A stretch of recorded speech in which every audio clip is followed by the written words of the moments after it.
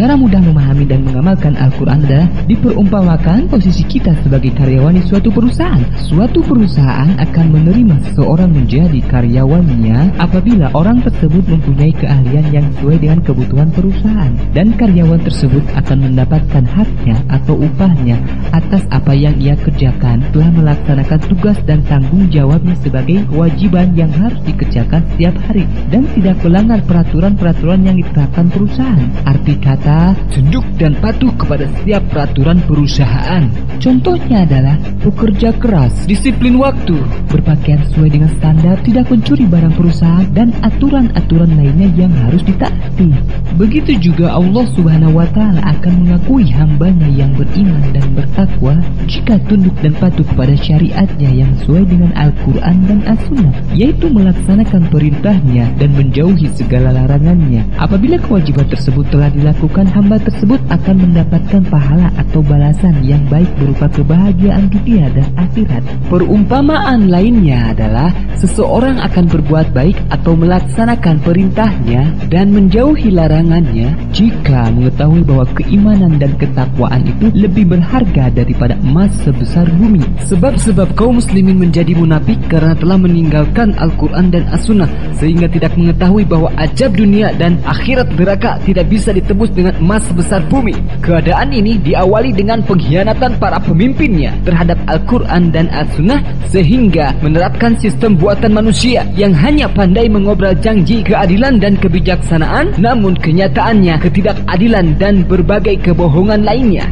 Maka berawal dari maksiat para pemimpinnya mengakibatkan tumbuh liarnya berbagai dosa yang dilakukan rakyatnya, seperti korupsi yang merupakan perampokan uang rakyat, masih suka seks bebas, pecandu dan narkotika, pembunuhan, pemerkosaan, penipuan, pengkhianatan, perilaku malas, gaya hidup mewah dengan menghutang. Dan kebanyakan dari mereka meninggalkan kewajibannya, yaitu sholat, zakat, puasa, ibadah haji, dan amalan-amalan lainnya. Dan banyak pula orang-orang yang sholat, puasa, zakat, ibadah haji masih suka melakukan larangan-larangan tersebut, terutama korupsi. Dengan demikian, ajab dan malapetaka yang terjadi dikarenakan banyaknya kemunafikan dan masih banyak yang ngakunya muslim tetapi masih membenci yang terdapat di dalam Al-Quran dan As-Sunnah.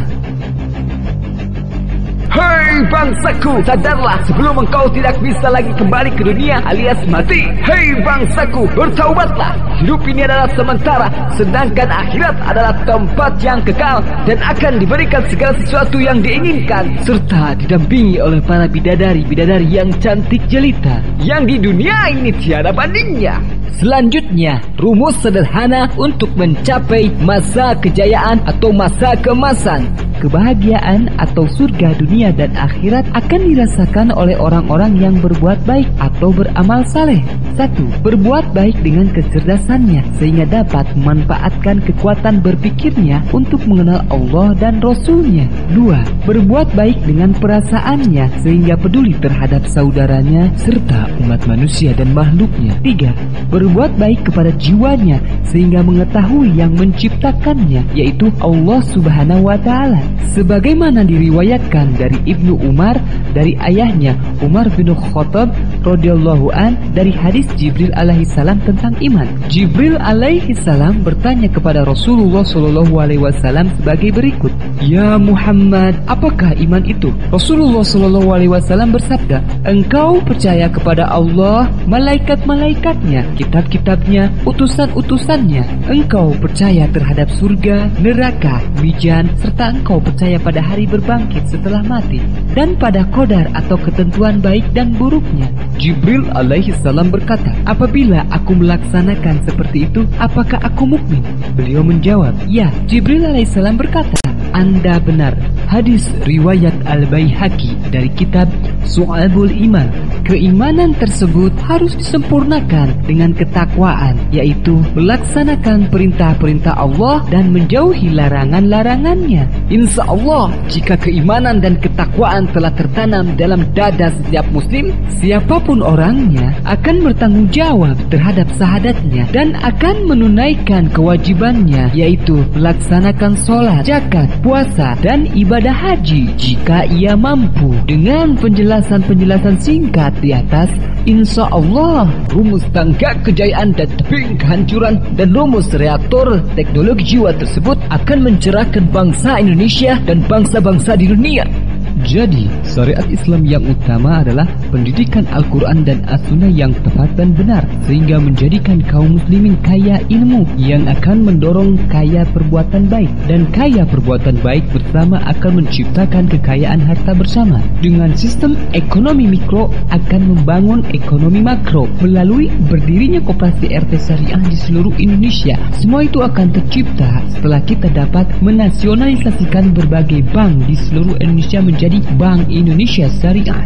Warga negara Indonesia wajib menyimpan kekayaannya di koperasi RT atau di Bank Indonesia Syariah.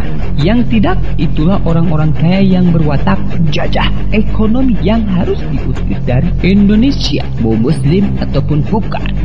Indonesia akan menjadi negara aman, makmur, damai dan sejahtera apabila dibangun bersama-sama oleh seluruh warga Indonesia itu sendiri. Negara harus menguasai perbankan, perekonomian, perindustrian, pertanian, pertambangan, serta sumber daya alam dan sumber daya manusianya untuk kepentingan bersama.